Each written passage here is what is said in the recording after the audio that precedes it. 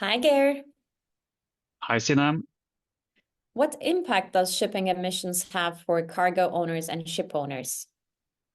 Emission costs are starting to have a significant impact for the cargo owners and the ship owners. Until this year, it was actually free to emit CO2 from ships.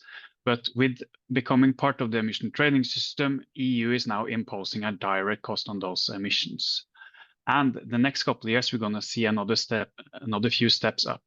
The fuel EU legislation is coming, adding a direct cost on the fuel that is being burnt. And we also know that IMO will impose similar measures in the next 3 to 4 years.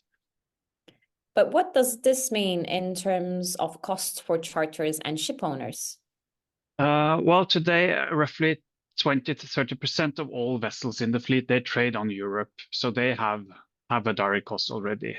In 2025, this cost would be for a typical vessel would be like $3,500 to $4,000 a day.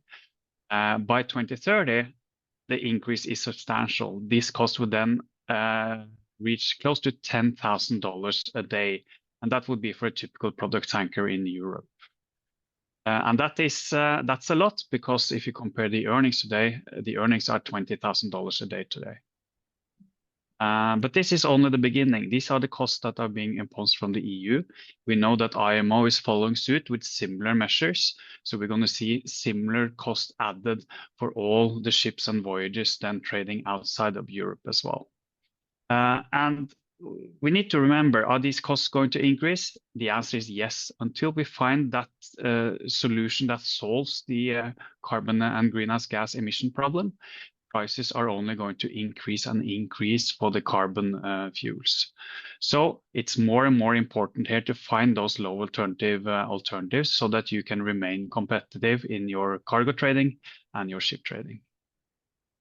But how does the owners and charters, how they can adapt to these regulations? Well, they need to adapt. They get this cost. The challenge is to turn that cost into a commercial advantage.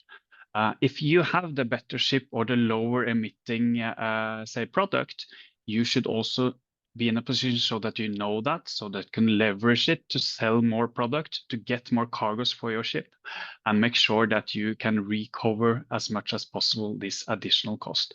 So it's basically understand the legislation, have the tools so that you can benefit from it and minimize the cost, but also so that you get the most out of this additional cost on the footprint of your shipping, on the footprint of your cargoes. Great. Thanks, Geir. Have a good day. Bye. Thank you, Sina. Goodbye.